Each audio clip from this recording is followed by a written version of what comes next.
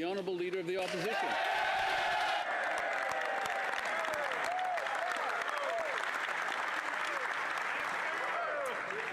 My mother taught me never to be late, so please forgive me for my late arrival to the session. I had some meetings with extremely important people in East Central Alberta, Mr. Speaker, after which I was honored to be elected by the great people of Battle River Crowfoot. I served in this House. I thank the great Damien Kirk who made it possible, and I thank the Prime Minister for calling a prompt by-election.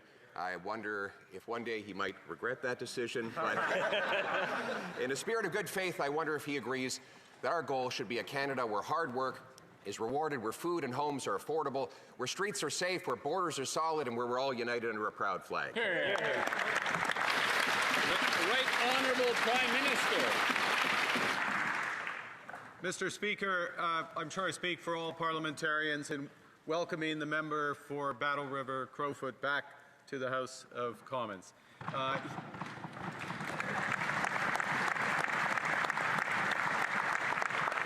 He may notice a few things have changed since he was here last. The largest women's caucus in Canadian history.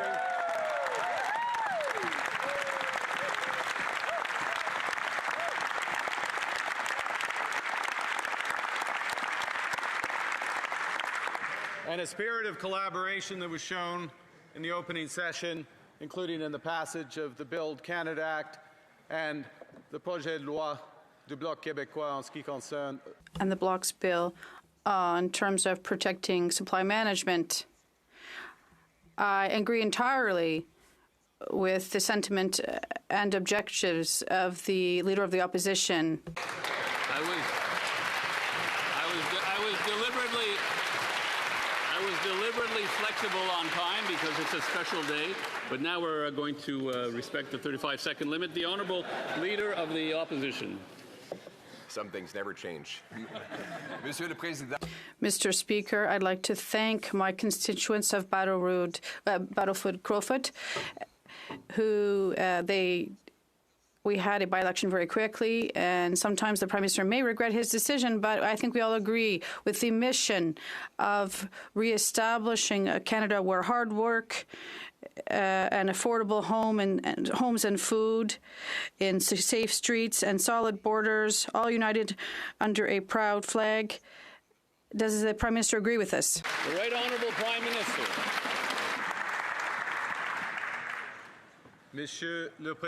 Mr. Speaker, I agree entirely with the sentiment and objectives that the Leader of the Opposition has just expressed for our great country. Thank you. The Honourable Leader of the Opposition.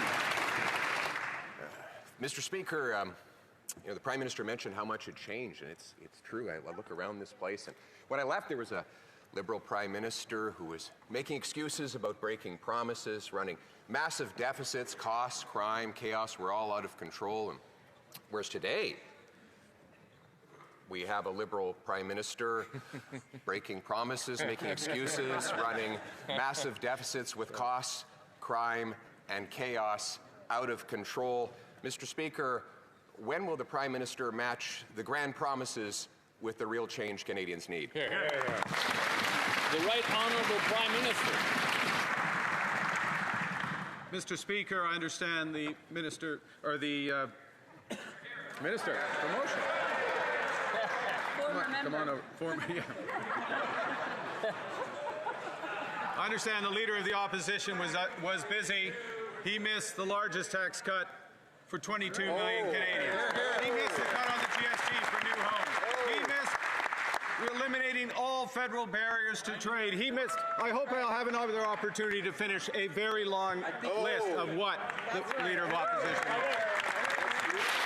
The Honourable Leader of the Opposition. Dans l'esprit. In a nonpartisan spirit, we're simply going to insist that the Prime Minister adhere to his own promises. He promised the strongest growth in the G7 for our economy, and now our economy is declining the fastest in the G7. He also promised that food would cost less. It's more, and food inflation is accelerating. He promised a budget in October, and now we'll see one maybe in November with a double deficit. So, inaudible. Prime Minister.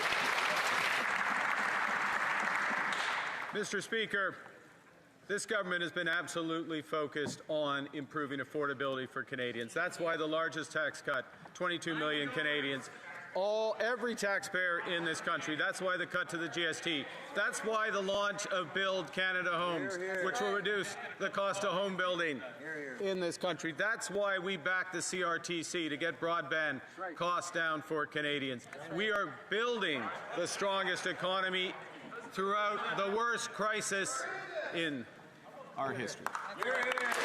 The Honourable Leader of the Opposition.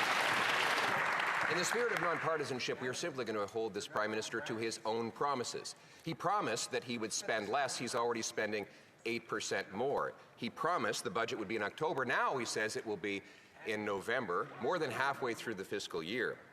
He promised that his government would have a smaller deficit than Justin Trudeau. Instead, now we hear that it might even be double. So a trivia question. Can the Prime Minister tell us, has there ever been a Prime Minister who has successfully doubled the deficit without even introducing a budget? The Right Honourable Prime Minister. It's a trick question.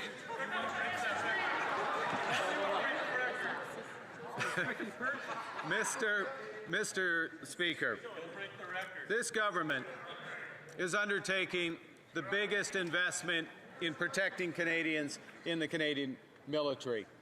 Doubling our investment in the Canadian military from last year when this member last sat in the House by the end of this decade.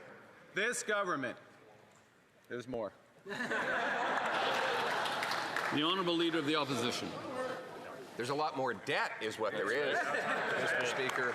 A lot more debt than we ever imagined would be possible. This is a Prime Minister who said we'd have the fastest growing economy in the G7. We have the fastest shrinking economy in the G7. He said grocery prices would go down. They're going up faster than ever before. He promised to create jobs. He has the second highest unemployment in the G7. He's really reminding us all of that sign at the bar, free beer tomorrow. But you come back the next day and the beer is still not free, and tomorrow never comes. Mr. Speaker, why is it that all of this Prime Minister's promises of yesterday turn into today's disappointments? The Right Honourable Prime Minister.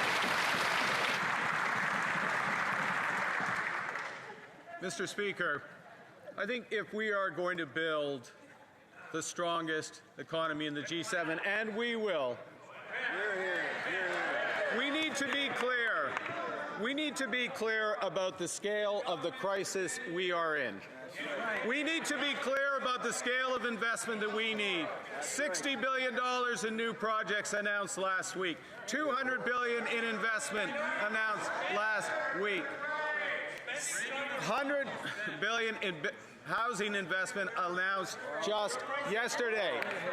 That's the scale of what we need. The Honourable Member